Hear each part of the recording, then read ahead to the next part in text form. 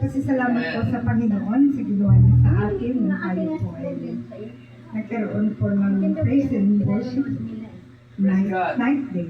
Di po ba? Ganun po ba yun? Tapos ngayon, talagang parang alam niyo ang Diablo, ingit na ingit yan. Pupurihin ng Diyos. Kasi siya hindi mapupuri, hindi mapapasalamatan.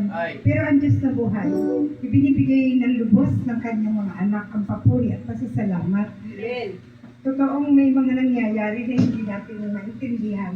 Ako na magapo ang bibig ko kahapon. Ayun lang, bago kumanta, nakagat ko palagi yung, yung ginagit ko. Lahat, sobra ng, ang dami ng sugat.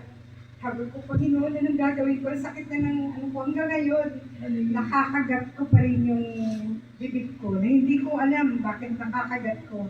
Kay si Sir Jessa doon na nasuwak din yung batok niya. Pero nire-review ko naman lahat ang gawa ng Diablo kasi yan ang gawa ng away ng ating kaluluwa. Ayaw niya na tayo ay makalugdan ng Diyos na buhay.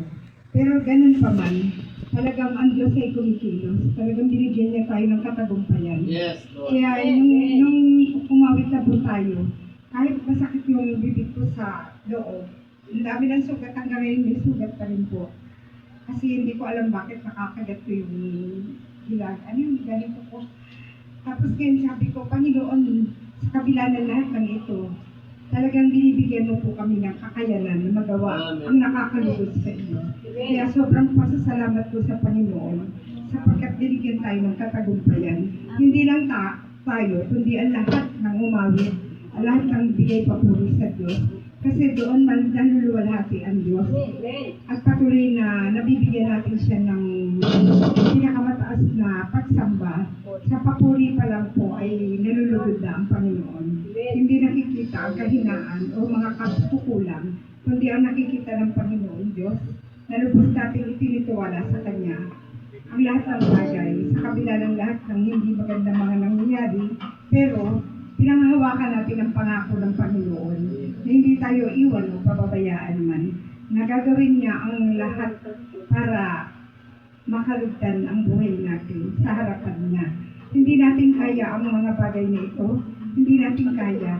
Wala tayong kakayanan. Pero ang Diyos na buhay, gagawin niya ang lahat. Sabi nga, for it is God who works in us to will and to act according to His good purpose. Hindi natin kaya, pero ang Diyos ang gumagawa. Sa Diyos po ang pinakamatas na papuri at karangal. Hallelujah. In the name of our Lord Jesus Christ.